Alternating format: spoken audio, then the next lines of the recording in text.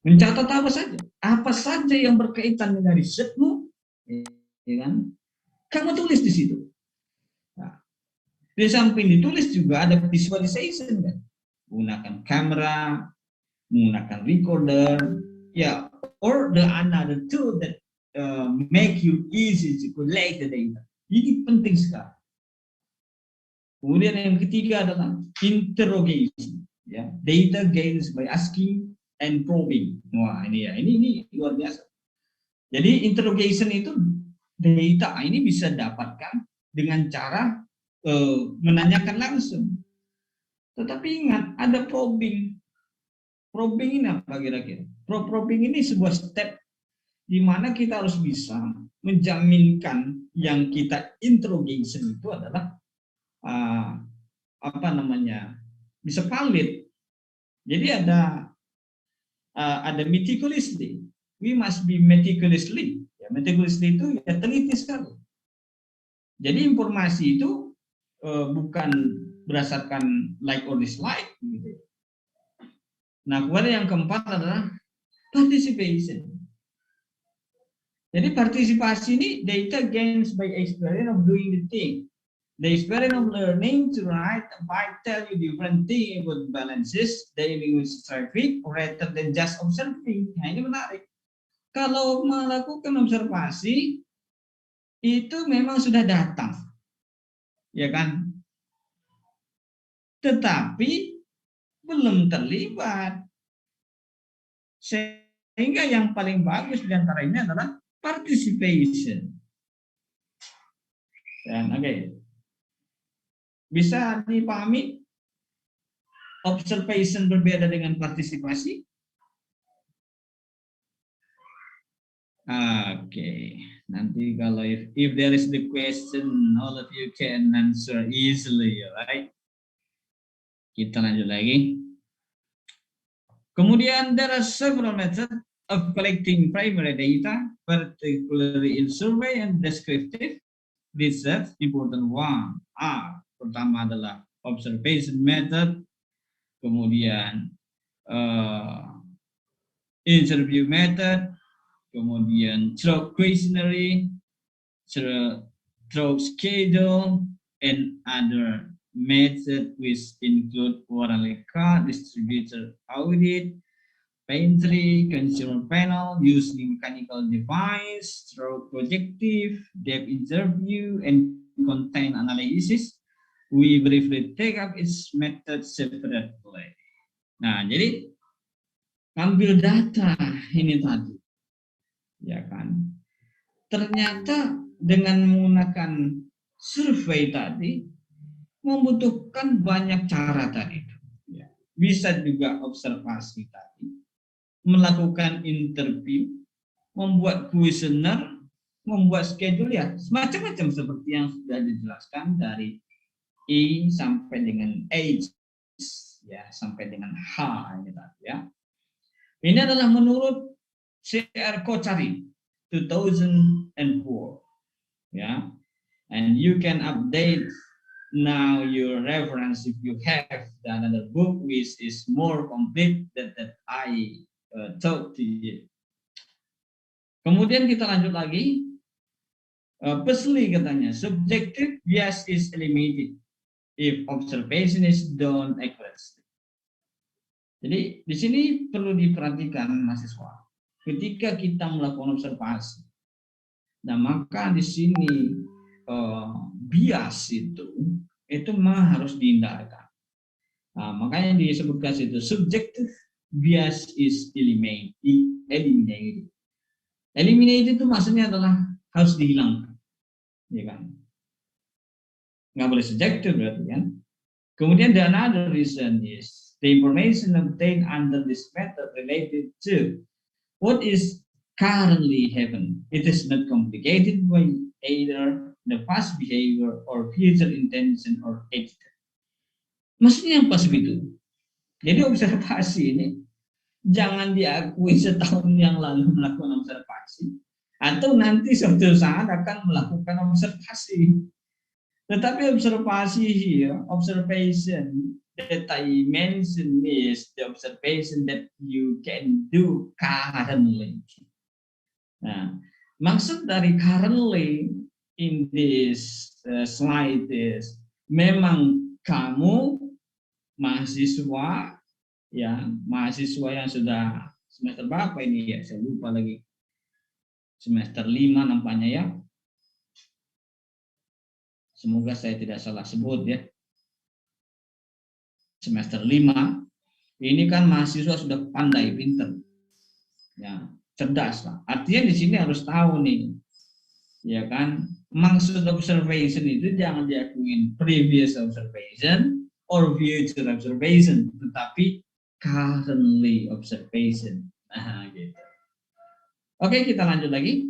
Thirdly, this method is independent of respondent willing to respond, and as such is relatively less demanding of active cooperation on the part of respondent, as happen to be the case in the interview or the questionnaire method.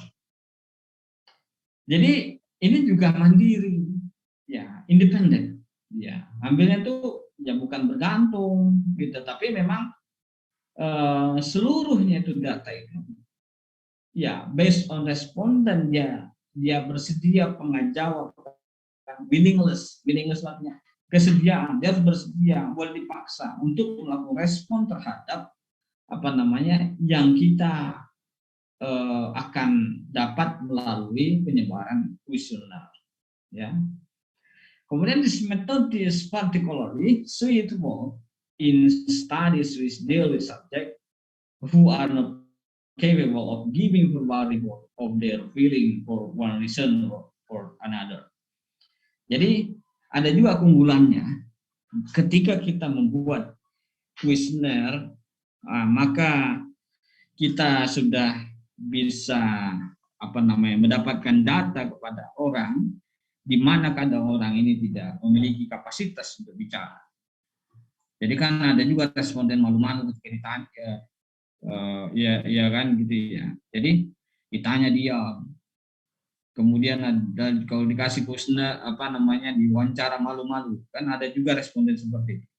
Jadi ketika kita kasih kuesioner, maka dia bisa mengisinya dan kita bisa dapat data dari itu. Itu keunggulannya. Ya, oke, kita lanjut lagi. Kemudian it is expensive method, ya. Ya, jelas ya. Metodenya pasti mahal. Namanya juga kita terlibat langsung di lapangan. Secondly, the information provided by this method is very limited. Thirdly, sometimes unforeseen factor may interfere with the observation task. Ya, terbatas. Namanya juga metode ya. Tidak ada yang tidak pasti ada kelemahannya, ada kekurangannya, tapi ada juga kelebihannya dari setiap metode itu ya. Kemudian the fact that some people are rare accessible to direct observation create obstacle for this method to collect data effectively. Ya, ada juga tantangan lain, misalkan kesulitan untuk ketemu langsung dengan responden. Ya. Oke, sejauh ini hampir di sesi 1 ini sebelum kita berakhir. If any question, ada pertanyaan dulu. Kalau tidak ada, kita lanjut lagi kepada slide berikutnya. Oke, yang nampakkan wajah cuma 3 orang ya.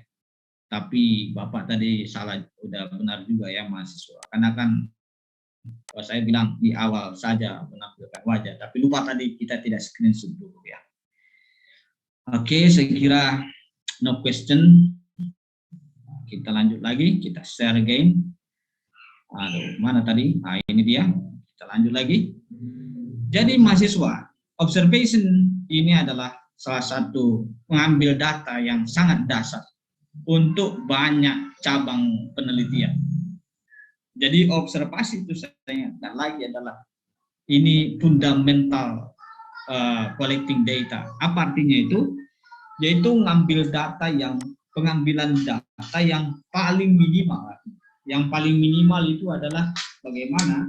Jadi inilah yang paling basic sekali. Jadi kalau nanti mahasiswa tidak melakukan yang namanya observasi, ini bisa jadi eh, apa namanya, antum tidak lengkap untuk dapat data yang bermutu, karena sudah dijelaskan di situ adalah observation is basic data collecting activity. Artinya mutlaklah kita mendatangi objek, mutlaklah kita mencatat seluruh apa yang berkaitan dengan data yang kita butuhkan berbasis kepada tujuan riset kita itu, kan begitu ya. Nah, di sini lagi dituliskan, halo mahasiswa, bisa dengar kan? Bapak ini sudah ganti pakai headset, masih bisa dengar ya? Ya, Bisa, Pak. Bapak. Oke. Sedang menyimak, Pak. Alhamdulillah. Kalau kurang jelas suaranya, tolong di chat saja di kolom chat ya. Nah, jadi di sini khususnya mahasiswa, di sini particularly katanya untuk ilmu-ilmu teknik dan ilmu-ilmu alam. Nah, jadi ini penting ya. Kemudian juga for example observing the result of experiment, the behavioral model, the evolution of material and plant and animal. Nah, di sini sebenarnya menarik. Memang dia dikhususkan kepada ilmu-ilmu alam dan teknik, kemudian juga yang percobaan, kemudian juga the behavioral model, kemudian juga apiarian plant and animal. Maksudnya adalah perilaku-perilaku dari ilmu-ilmu tumbuhan dan perhewanan gitu ya. Lantas di manakah letak daripada bidang pendidikan? Nah, di sini disebutkan the behavior of model itu masuk ke dalam dunia pendidikan. Karena dunia pendidikan ini sekarang itu sudah mengarah kepada penelitian yang tentang modeling. Modeling ini jangan dibayangkan model seperti artis yang maksud model ini model yang didesain nanti hasilnya berdasarkan statistik, makanya disebut dengan modeling. Tetapi di statistik kita itu tidak nyampe kepada modeling memang, karena modeling ini biasanya untuk anak-anak S3 ya, dan kalau mau belajar juga cukup lama. Tetapi saya menunjukkan bahwa dalam dunia pendidikan itu masuk ke dalam behavior tadi ya, perilaku ya, karena knowledge dan perilaku dan attitude itu masuk ke dalam bungkusan pendidikan ya. Karena tujuan dari pendidikan kan memperbaiki pengetahuan, sikap, perilaku ya, dan juga adab segala macam. Nah, tetapi di sini paragraf berikutnya, it is also useful in social science where people and their activity are studied. Nah, di sini disebutkan bahwa ternyata observasi ini memang sangat berguna untuk social science. Itu ilmu-ilmu sosial. Ilmu sosial dalam arti luas di dalam basis statistik, artinya di sini ada connecting ya mahasiswa. Ketika statistik itu seperti hitungan, tetapi ketika masuk dalam social science, maka hitungan angka itu basisnya adalah social science. Nah, ini juga harus kita pahami ini. Jadi di sini sudah jelas sekali bahwa observasi ini masuk ke dalam social science juga karena sering dipakai oleh peneliti-peneliti pendidikan dan humaniora. Apa contohnya? Misalkan kita melakukan observasi terhadap sekolah. Tentu ketika kita datang ke sekolah, maka kan kita tanya berapa luasnya sekolahnya, ya kan? Berapa muridnya, berapa mahasiswanya, bagaimana cara yang seperti itu masuk ke dalam bentuk bagaimana kita masuk ke dalam ranah observasi. Ya kan? Oke, kita lanjut lagi.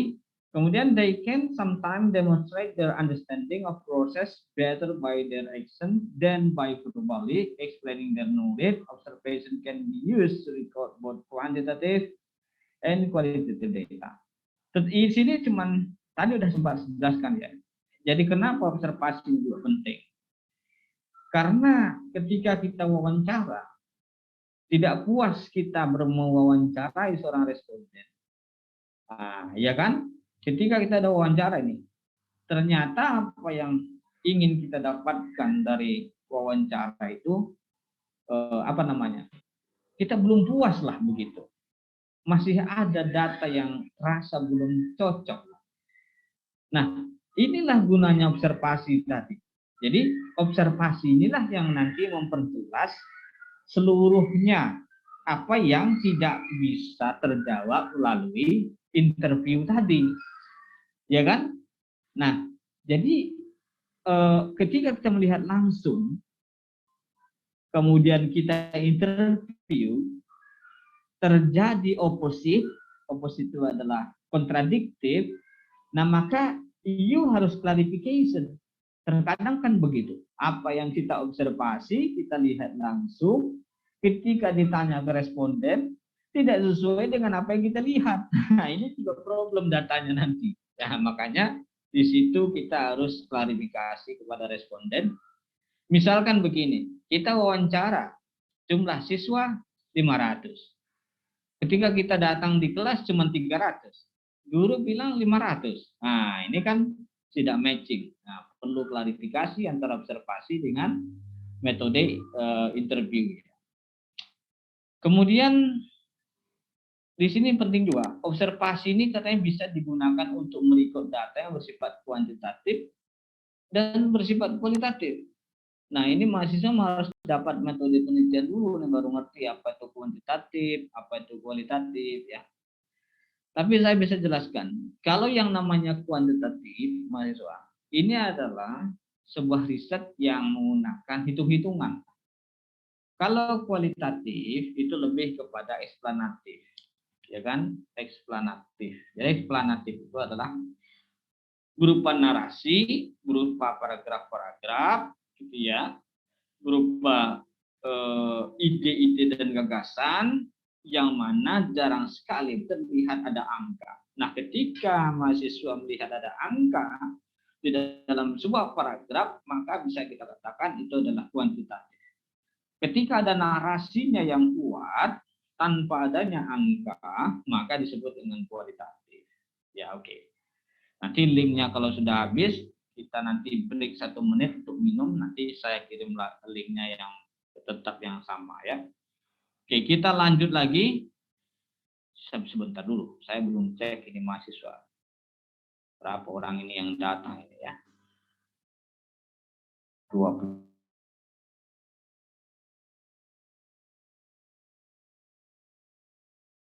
Antara idealis dengan kenyataan. Nah, ini juga ya, makanya jangan terlalu kaku juga ya maksudnya. Artinya kita boleh belajar idealis tapi ngelihat situasi juga ya, jangan sampai sesuatu yang idealis ini jadinya nanti jadi nggak baik di lapangan. Nah, kita lanjut lagi. The researcher try to fit in. Nah, as much as possible. Jadi dia ingin melihat suatu keadaan yang fit, nah, yang benarnya itu, gitu ya, sehingga dia mengerti, understand the situation from the viewpoint of the group being studied. Jadi tidak ada rekayasa. Kadang kan gitu, misalkan saya mau bertamu, misalkan ya, saya kasih contoh ke salah satu mahasiswa di kelas ini. Oh, nanti bangku-bangku ini rapiin dulu, bunga-bunga ini taruh di mana, misalkan. Jadi it does natural setting ya, but human setting jadinya. Nah, jadi kalau udah human setting, maka terjadi error data error nih. Kamu dapat data nih, ini datanya udah error. Itu Pak Bagi sering begitu.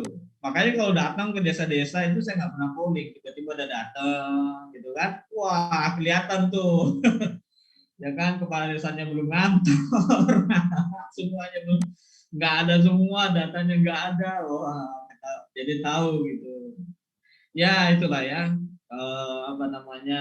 realita ya. Oke. Kita lanjut lagi. Oke. Kemudian, and it is most extreme, the subject of the study will not be aware that they are being observed. Ini yang paling bagus nih mahasiswa. Jadi si responden itu ketika natural setting dia nggak sadar untuk kita observasi, ya kan? Nah, berarti bagusnya lagi ya kita lihat-lihat aja gitu kan, lihat aja, jangan pokoknya istilahnya seorang pengambil data itu kayak intel lah di polisi, ya kan? Jadi diam-diam ngamati gitu terus gitu ya. Oke, saya kira kita bisa lanjut lagi di slide-nya lagi. Mana ya? Sebentar. Oke, nah ini dia. Jadi contohnya katanya, researcher want to find out what the group dynamic are among homeless people living on the street in large city. Nah ini contohnya ya, salah satu contohnya yang ingin dilihat ketika misalkan sidak tadi itu adalah data dinamika dari masyarakat yang tidak berumah atau masyarakat yang miskin di pinggiran jalan raya di kota besar. Nah, kalau kita sidak, itu kita langsung tahu berapa sih jumlahnya, ya kan? Kondisinya seperti apa. Ini kita tahu. Beda misalkan kalau kita calling dulu siapa bosnya, atau kita calling misalkan pihak yang tertentu, ya mungkin dirapiin dulu. Bahkan kita bisa saja tidak ketemu dengan mereka. Ya. Nah, ini juga sudah ini ya, sudah dijelaskan juga tadi. Kita lanjut lagi. Kita lihat dulu slide-nya. Kemudian tadi ingat ya, ada metode observasi, ambil data primer itu ya. Ada observasi, kemudian ada lagi sekarang yang kedua yaitu adalah interview. Nah, interview. Interview ini banyak contoh, banyak jenisnya mahasiswa. Jadi interview ini pertama bisa in-depth interview atau semi structure interview. Nah, kalau saya memang lebih suka in-depth interview dibandingkan dengan semi structure interview. Nah, kalau semi structure interview kadang itu terlalu cepat gitu. Tapi kalau in-depth interview, interviewnya dalam, lama. Jadi in-depth itu maksudnya memang diwawancara itu cukup dalam waktu rentangan yang lama. Karena sebenarnya semakin lama kita mewawancarai seseorang, tidak dipungkiri nanti datanya juga akan semakin bagus dibandingkan dengan langsung kita wawancarai. Tetapi jangan lupa ya, ketika kita berhadapan dengan responden, kita harus ada introduction terlebih dahulu kan gitu kan. Introduction dulu lah, apa namanya, guyon gitu kan. Ya macam-macam lah, ngalur ngidul itu memang khasnya kita seorang pengambil data supaya datanya dapat lengkap. Oke, kita bacakan dulu. The interview method of collecting data, info presentation, oral verbal simulation, reply in the term of oral or oral verbal response. This method can be used through personal interview, if possible through telepon interview. Nah, ini lebih menarik lagi. Jadi data ini kalau zaman sekarang ini kan enak sekali ya. Ngambil data karena alasannya COVID ya udah Zoom meeting aja. Ya kan? Atau malah ditelepon juga menarik, ya kan? Artinya nggak perlu datang secara langsung, tapi datanya dapat, lulus saja skripsi. Nah, ini juga bagus sekali ya. Kemudian personal interview ini maksudnya ya bisa langsung face to face dengan membawa kuesioner, pasti ya kuesioner. Tapi kuesioner ini bukan kuesioner yang bersifat tertutup, kuesionernya bersifat terbuka. Nah, ketika kita menginterview seseorang, pakailah apa namanya ini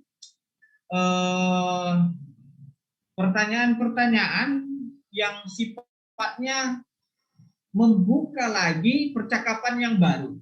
Nah, misalkan saya kasih contoh, misalkan ya, kalau saya buat salah satu statement begini, hujan disebab, ada beberapa faktor penyebab hujan.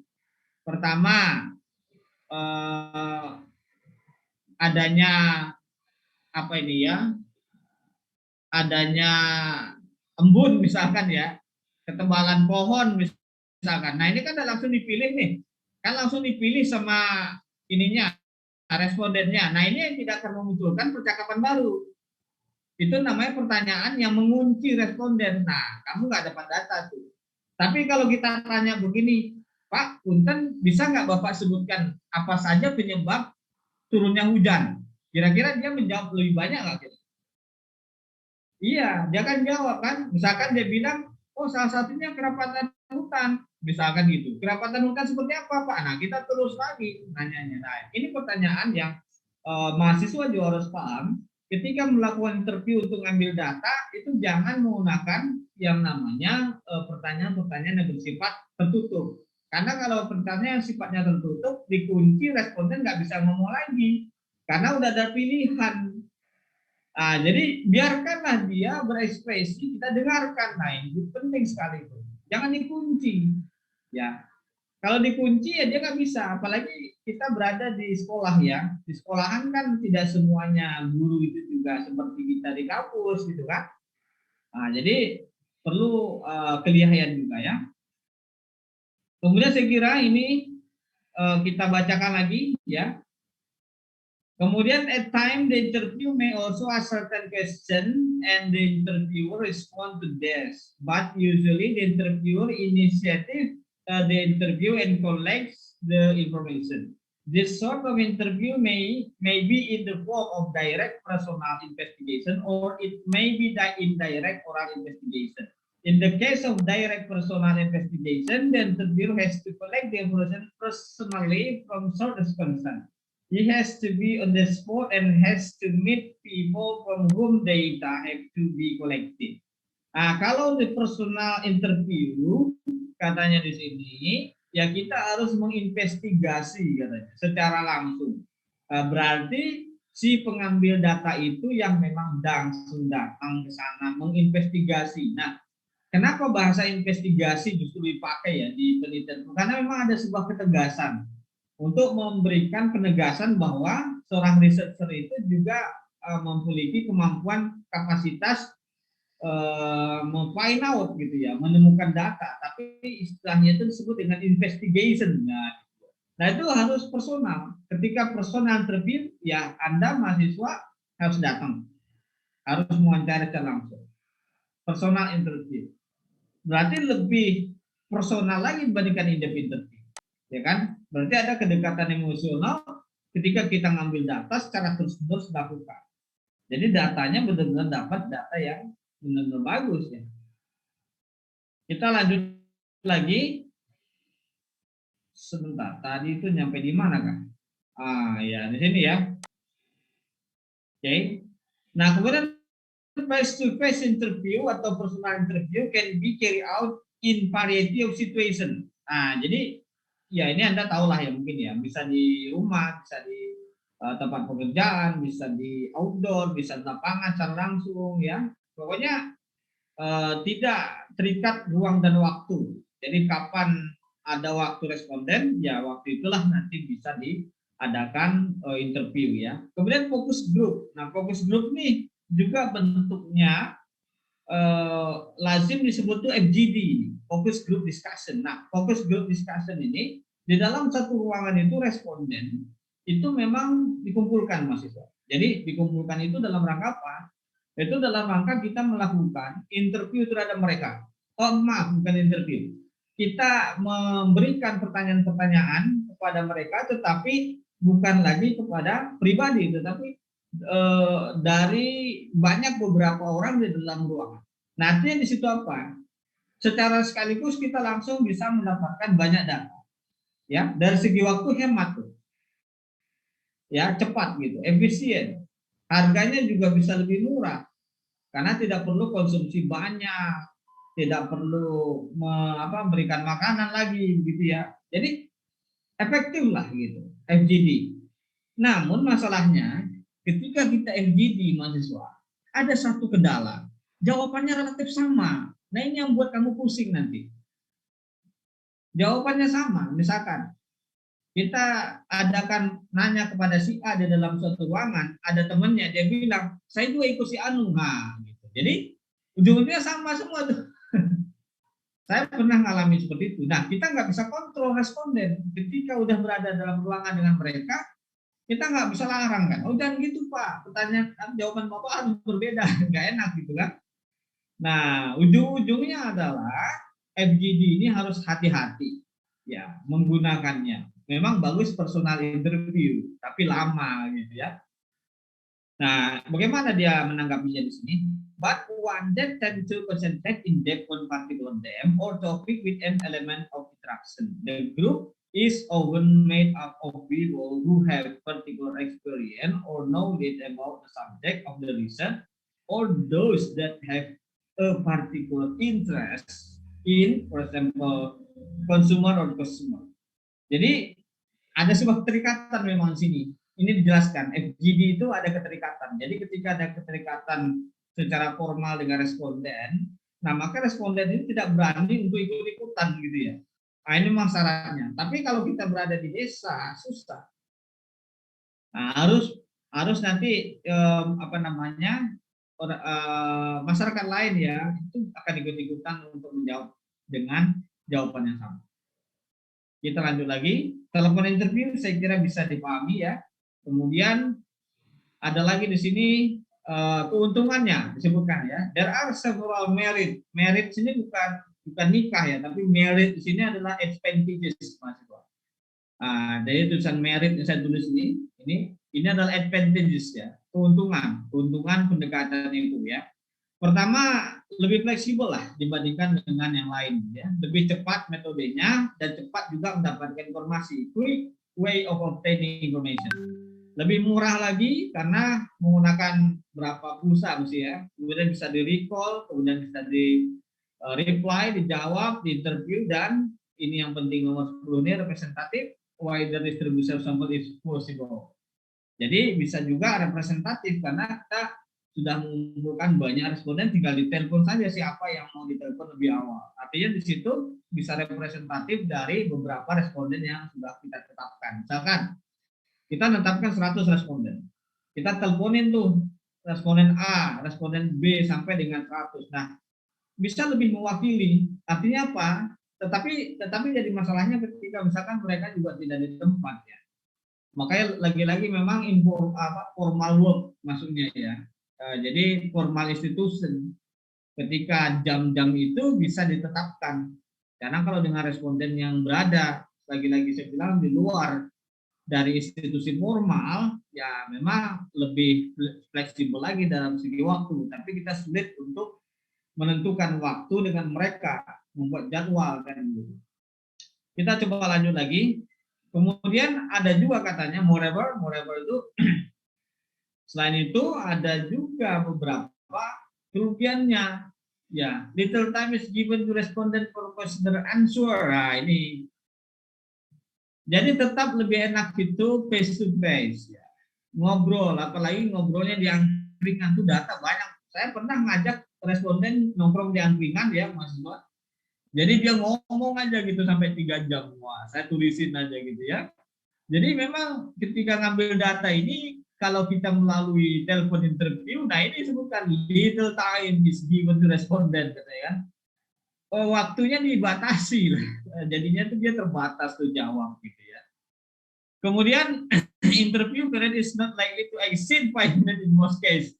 Kalau misalkan lebih dari 10 menit respondenmu ada 100, nggak kebayang berapa lama kamu nelponnya gitu. Makanya di sini tuh pembatasannya agak repot lah ya. Nah, kemudian survei restricted to respondent who have proven facilities. Ini juga penting nih kalau kita berada di outlying area. Misalkan saya pernah penelitian tuh di Berau, Kalimantan Timur, ya agak susah ya nyambung telepon, mau nggak mau ya sudah datengin lagi kan gitu. Kemudian extensive geographical coverage, ini juga ya masalah geografi, masalah daerah-daerah yang sulit dijangkau ya. Kemudian it is not suitable for intensive survey, dan itu tidak cocok untuk survei yang bersifat intensif dan bersifat komprehensif untuk mendapatkan berapa pertanyaan ya. Kemudian possibility of the bias of interview, pasti akan bisa bias, salah paham juga bisa terjadi, misunderstanding ya. Kemudian question has to be short and to the point ya. Jadi pertanyaan juga nggak boleh panjang-panjang tuh. Ya udah, kalau udah begitu ya dapatnya juga jawabannya kan pendek-pendek juga, maka kamu juga akan dapat data yang singkat-singkat saja. Jadi susah nanti membahasnya ketika di hasil dan pembahasannya. Oke, kita lanjut lagi. Kemudian up ya. Nah, ini harusnya kemari ya. Saya kira ini sudah sempat tadi disinggung ya mahasiswa ya tentang jenis-jenis interview tadi. Nanti tinggal dibaca saja mungkin ya. Kemudian kita ngambil data yang lain ya, measurement ya. Jadi kurang lebih maksud measurement ini mengukur sebenarnya ya. How can we measure abstract object and physical object? Penting nih. Jadi ada data itu bersifat abstrak mahasiswa, tapi ada juga bersifat fisikal. Kalau abstrak itu adalah naratif, seperti saya bilang tadi, narasi. Nah ini agak susah. Tetapi bisa nggak data-data yang bersifat abstrak tadi kita jadikan data statistik? Nah, ini ya, kan tugas kita itu sekarang ya. Kalau ada data yang bersifat abstrak, kita jadikan data statistik dan bisa kita hitung. Nah, ini ya, menarik juga ya, bisa dihitung gitu ya, data abstrak ya. Nanti kita hitung. Kemudian ada physical object. Kalau physical object jelas ya, physical itu yang terlihat nampak jelas bisa dihitung, gitu kan? Now we have easy to make various indication including height, weight, or something related to physical object. Nah, ini dijelaskan. Physical object itu yang terlihat lah, misalkan tinggi, berat badan, tinggi ya. Kemudian ya pokoknya ukuran-ukuran yang sudah ada. Bisa juga temperatur ya. Kemudian selain itu on the another hand we have burden of obstacles to measure for abstract condition. Nah, ini lebih berat. Jadi kita punya apa ya tantangan susah juga untuk mengukur kondisi yang abstrak. Contohnya for illustrate, how can we mention about success people? Coba bisa nggak kita angkakan orang sukses gitu? Saya sukses misalkan, kamu sukses, bisa nggak kita angkakan jadi angka 5 gitu misalnya? Nah, gitu ya. Kemudian motivation of person, nah, motivasi seseorang bisa nggak kita angkakan? Saya kasih angka 6 deh gitu misalkan. Susah kan standarnya itu nggak ada gitu.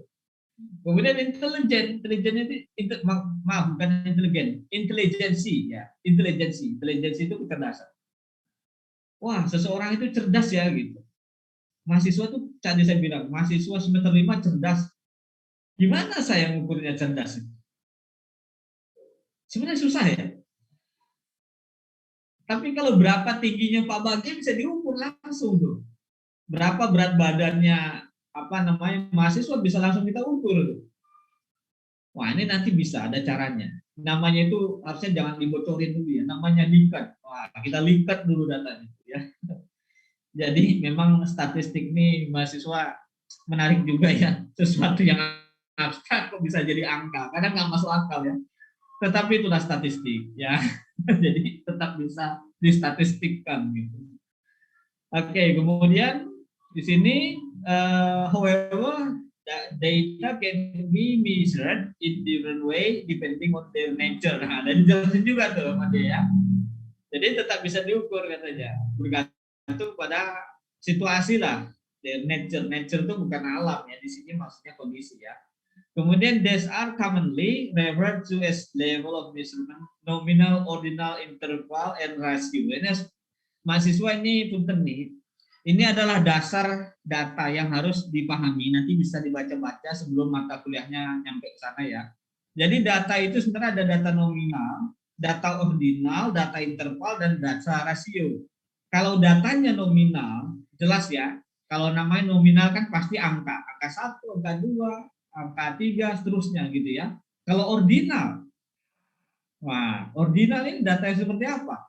Ini datanya lebih abstrak, naratif. Kalau interval datanya apa? Data itu ada rentangan. Misalkan 1 sampai dengan 20, maaf ya, misalkan gini mahasiswa. Umur yang terkategori muda, misalkan ya 12 sampai 18. Kemudian umur yang dikategorikan sedang, misalkan 20 sampai 60. Nah, ketika ada rentangan itu namanya interval. Data interval namanya. Ya. Nah, kalau ordinal tahu ya tadi ya, memang dia agak susah, tapi harus kita angkakan karena dia sifatnya itu ordinal, naratif. Kalau nominal jelas angkanya, angka 1, 2, 3, 4, dan seterusnya. Angka 100. Jadi rentangan-rentangan itu interval. Ketika misalkan nilai dapat A antara 80 sampai 100, 80 sampai 100 itu intervalnya di antara itu. Itulah dapat A. Nah, jadi ada interval ya. Nah, ini juga agak sedikit susah juga mengukur di dalam statistik itu, misalkan kalau angka itu adalah pas tidak lebih dari standarisasi. Nah, nanti kita ketemu untuk kasus. Oke, saya kira ini udah ada nih angka-angkanya ya. Kita coba lihat. In the term of set of theory, this process is one of mapping the observed physical properties of the coming to the cell, the domain, Nah, classification dari jenis kelamin ya. Sex classification itu maksudnya itu jenis kelamin mahasiswa ya. Kemudian the rule of correspondency if the object in the domain appear to be male assigned to 0 and if female assigned to 1. Nah, jadi maaf ini, gimana caranya jenis kelamin itu gimana ya? Sebentar. Jadi ketika apa namanya jenis kelamin perempuan dan laki-laki, kita ingin tahu jumlah dari total berapa jumlah perempuan di kelas statistik kelas A, maka kita buatlah kode, ya kan? Di situ disebutkan kalau male itu kita kasih 0, 0. Jadi berapa nanti jumlah 0, segitulah persentase jumlah daripada laki-laki. Kemudian untuk perempuan kita kasih kode 1. Jadi kita tahu nanti berapa jumlah daripada perempuan. Nah, sebenarnya bisa dengan cara kodifikasi ya. Nah, coding, mengkodian setiap daripada responden tadi berapa yang perempuan dan laki-laki. Dan itu mempermudah di dalam pengolahan data. Tetapi bisa juga kita gunakan, kenapa kita nggak gunakan 2? Nah, kalau kita gunakan angka 2, nanti ketika kita jumlah dia jadi banyak kan. Tapi kalau 1 dijumlah ya tetap misalkan berapa puluh, 20 ya tetap dia 20. Ya, makanya angka 1 atau 0 ya. Kemudian similarly katanya yang sama, we can record a person marital status as 1, 2, 3 or 4 depending on whether the person is single, married, widow or divorced. For instance, if we record marital status as 1, 2, 0 or 4 as stated above, we cannot write. Nah, coba ya, we cannot write katanya 4 ya, 4 lebih 4 bigger than 2 or 3 lower than 4. Kenapa nggak bisa kita bilang begitu di di material status? Karena material status itu tidak membandingkan antara widow dengan yang sudah bercerai kan? Nah, gitu, tidak ada stratification. Jadi kita hanya buat kode saja. Jadi misalkan angka 1 kita buat misalkan oh ini single. Ya, kemudian married angka 2. Kemudian yang widow 3 dan yang divorce 4. Tetapi pengkategorian tadi itu bukan ada stratifikasi antara nomor 4 lebih kecil bandingkan 2 atau 3 lebih 4 lebih besar 2 atau 3 lebih kecil daripada 4. Atau 3 dikurangi 1. Ya kan? Atau 3 kurangi 1. Nggak begitu dia. Maksudnya begitu ya. Jadi dia hanya pengkategorian saja. Itu untuk mempermudah nanti membuat persentase juga berapa yang yang widow, berapa yang sudah menikah, nah begitu ya. Tapi tidak ada dibuat perbandingan di situ ya. Oke. Ini data apa kira-kira? Data interval, data nominal? Ya, kalau dia bentuknya angka, tidak ada interval, berarti apa? Nominal ya. Kalau dia ada rentangan, itu berarti datanya data interval ya. Coba kita lihat lagi. Nah, di sini ada sebutkan juga nih. Nominal measurement is very basic. It is divided the data into separate category that can then be compared with each other. By sorting out the data using name or label, you can build up and classification of type or category. Di sini dijelaskan, memang tetap pengkategorian itu memang harus digunakan label katanya ya. Label itu maksudnya ya kita buat coding ya. This enable you to include or exclude particular case into the type and also to compare them. For example, building may be classified into many types, for instance, commercial, industrial, educational, religious, or etc. Jadi dia cuman membuat klasifikasi tapi tidak membuat kategori. Tapi itu bisa tetap dijadikan sebagai data-data yang memang berapa jumlahnya bangunan komersil, berapa industri, berapa bangunan pendidikan dan bangunan keagamaan. Jadi memang tetap akan diukur berdasarkan data-data yang based on apa tadi nominal ya. Kemudian some definition allow only two type. Nah, for example, jenis kelamin male or female. While other fall into set numbers such as marital status, tadi udah kita jelaskan ya, single, married, separated, divorce, or widow. What is important is that every category is distinctive. Jadi setiap kategori itu berbeda. Ya, jadi tidak ada kesamaan, ya, tidak ada dua hubungan gitu ya. There is no overlap between them, which make it difficult to decide where to place a particular piece of data.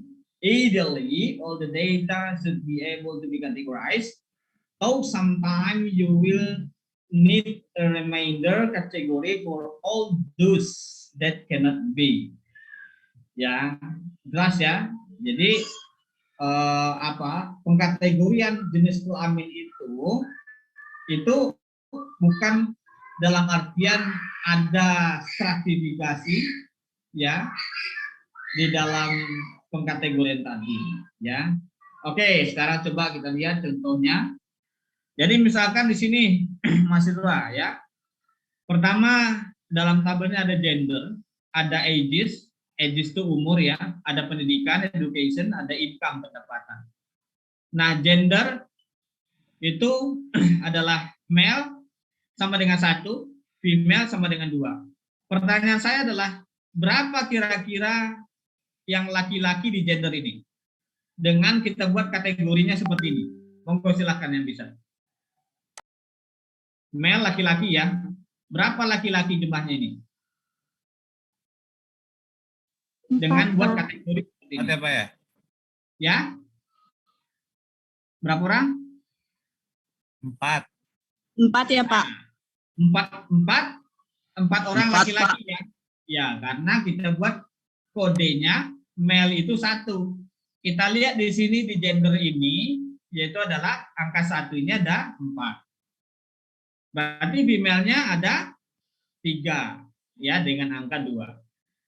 Kemudian di sini ages 0 sampai 18. Nah, ini menarik ini ya, interval dengan nominal tuh ya.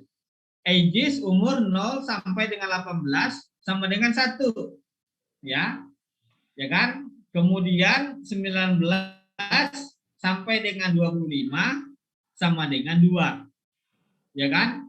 Dikasih kodenya begitu. 26 sampai 35 sama dengan dikasih kode 3. Rentangan umur lebih tinggi lagi dikasih 4, terus lebih tinggi lagi dikasih angkanya 6. Nah, berarti ages 0 sampai 18 ya, ages 0 sampai 18. Oke, pertanyaan saya gini. Ada nggak kira-kira di antara ages di tabel ini yang bisa dikasih kode 6? Siapa yang bisa? Ada nggak kira-kira umur di sini yang bisa kita kasih kode 6? Bisa nggak? Nah, kalau bisa jawab pertanyaan Pak Bagia itu paham tuh. Bisa nggak kira-kira kita kasih kodenya 6 dengan ages umur yang ada di tabel ini?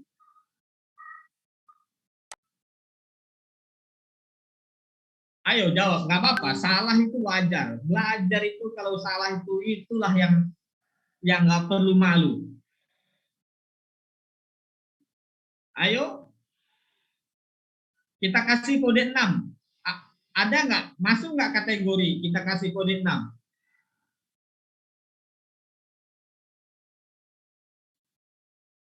Mungkin tidak Pak ya?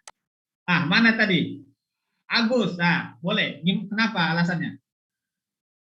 Ya alasannya karena di data tertera usianya masih di bawah 10 tahun Pak.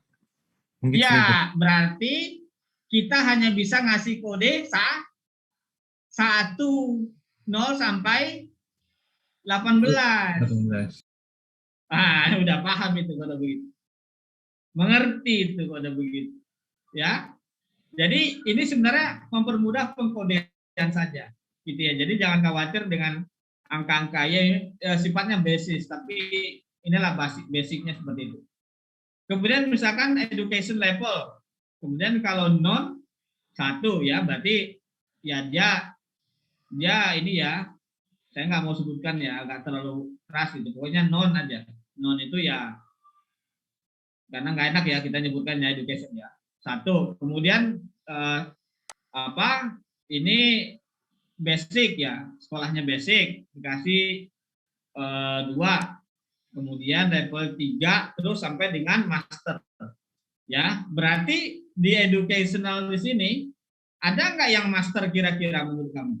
Dengan kita kasih kategori education level ini seperti angka 1 sampai dengan 6. Ada nggak di sini yang lulusan master? Ada Bapak. Oke, ada ya. Oke, alhamdulillah. Oke, saya kira sudah paham segitu dulu mungkin. Ada pertanyaan? Ya, 527 kan sedikit lagi ada. Kita kan sampai 540 ya.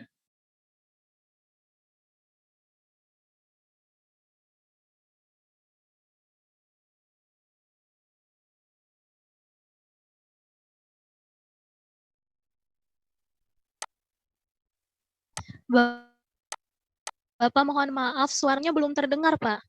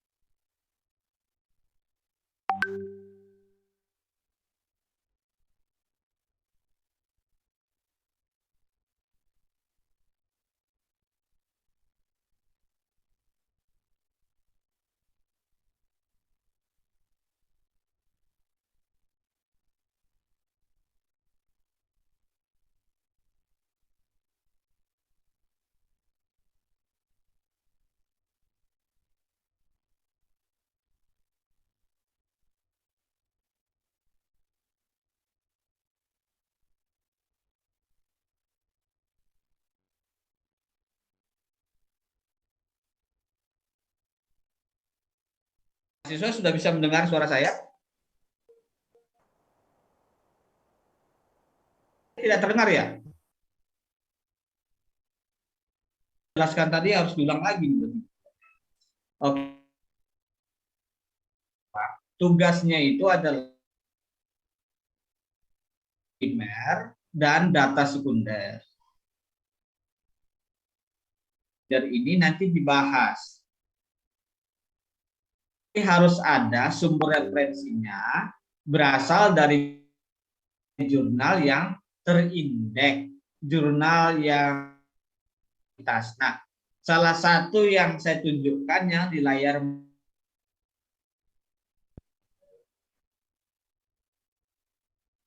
lihat ya. Iya Pak. Oke. Iya, Pak. Sudah, Pak. Bagaimana putar ke bawah begini? Tanlah di sini ini dia nih. Jadi kalau udah ada Sinta, maka dia sudah terkategori jurnal yang bagus. Meskipun kategori Sinta ada Sinta 1 sampai dengan Sinta 6. Yang penting di Sinta 6 juga boleh, nggak apa-apa. Nah, saya mau tanya, kalau data sudah terpublikasi seperti sekunder,